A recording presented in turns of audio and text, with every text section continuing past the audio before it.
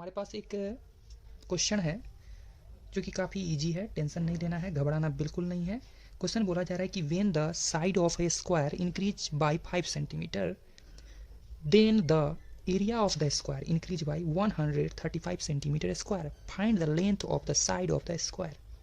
चलिए क्वेश्चन को हम समझते हैं अपने तरीके से कि एक स्क्वायर है, ध्यान समझिएगा, हम फिगर से समझा देते हैं। एक स्क्वायर है जो कि छोटंकी सा था, छोटा सा था, इसका साइड हमें नहीं पता था। ये साइड था मान लीजिए x सेंटीमीटर का, x सेंटीमीटर का ये साइड हुआ करता था। इसका स्क्वायर का सभी साइड इक्वल होते हैं और ईच एंगल 90 डिग्री का होता है। अब यह x न रह करके ये इंक्रीज कर गया, कितना इंक्रीज कर गया, 5 सेंटीमीटर इंक्रीज कर गया। तो अब जो है इसका लेंथ जो हो गया है x प्लस 5 सेंटीमीटर का हो गया, सभी लेंथ x प्लस 5 सेंटीमीटर का हो गया है। तो ये दोनों स्क्वायर के एरिया में तो चेंज देखने को मिलेगा ही। तो बोला ये जा रहा है कि बताइए ये छोटे स्क्वायर का साइड क्या था।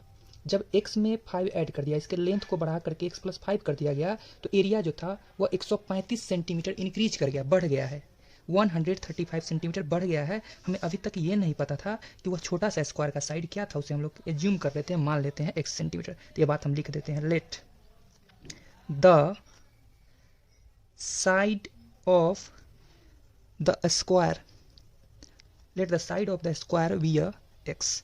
जब x हो जाएगा तो ऐसे सिचुएशन में एरिया क्या हो जाएगा, तो बोलेंगे area of the square, area of the square, ठीक है, is equal to x square, side into side, यानी ए स्क्वायर होता है, x माना तो हमने एक्स स्क्वायर कर दिया, ठीक है। नाउ अब क्या होता है आगे देखिए, now side of the square, side of the square is increase by, is increased by 5 centimetre.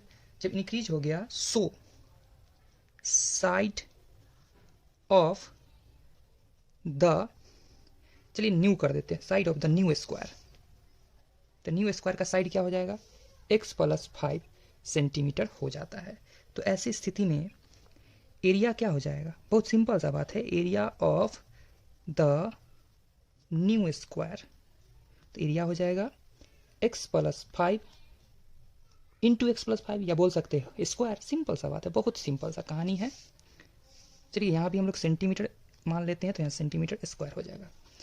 अब अकॉर्डिंग टू क्वेश्चन पहले छोटा था एरिया, यानी एक्स स्क्वायर सेंटीमीटर स्क्वायर था, अब जो हो गया है एक्स प्लस 5 होल स्क्वायर और सेंटीमीटर स्क्वायर। तो एरिया ये तो ऑलरेडी बड़ा है, तो इसमें हम लोग ऐड नहीं करेंगे, 135 इसमें ऐड करेंगे।